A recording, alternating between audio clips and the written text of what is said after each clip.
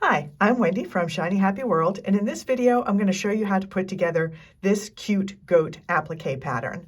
So this is a bit of a mix and match pattern because goats can look really different. Some goats have horns, some do not. Some have a little top knot, a little poof of hair at the top of their head, some do not. Some have a little beard, some do not. And some actually don't have ears either. And they have ears, but the ears are not visible. So you can add or leave off any of those pieces. And I'm going to show you samples of all of those, but here's how to make it. All right, this is a video showing how to assemble the goat applique pattern if you are using a light box. So first, my light box set up. I've got my light box turned up as bright as it'll go, my placement guide, and a clear silicone sheet.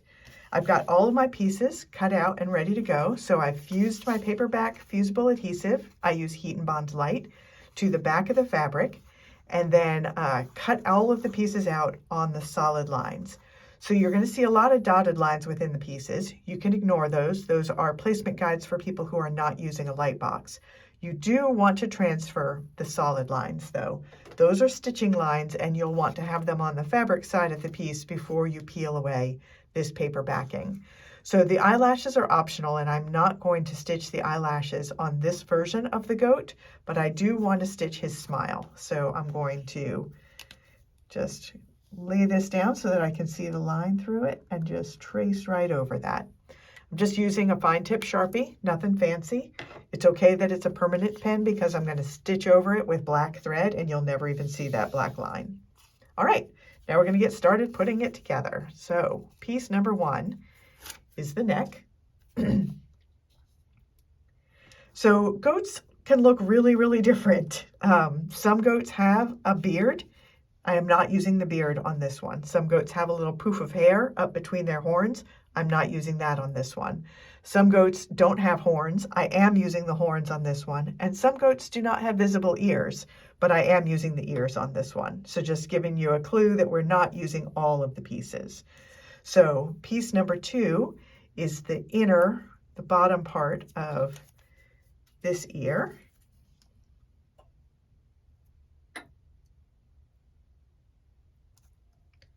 And three is the bottom part of the other ear.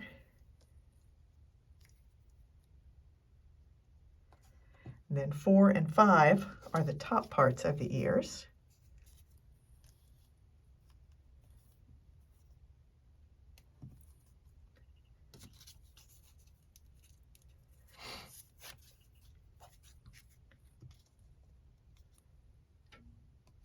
All right, next up are the horns, number 6 and 7.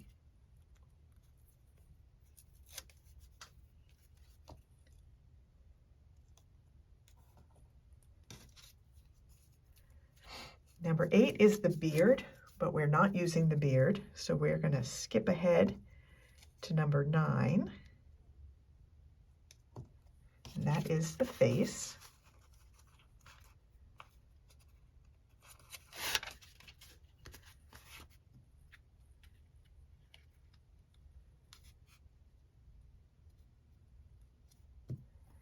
All right, 10 and 11 are the eyes. They're identical, so it doesn't matter which one you put where. If you have trouble seeing these lines through a fabric piece that's already down there, just make contact and the lines will show through a lot better.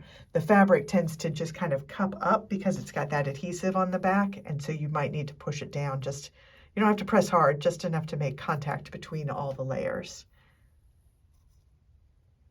And then last is piece number 12, because we are not doing piece number 13 here.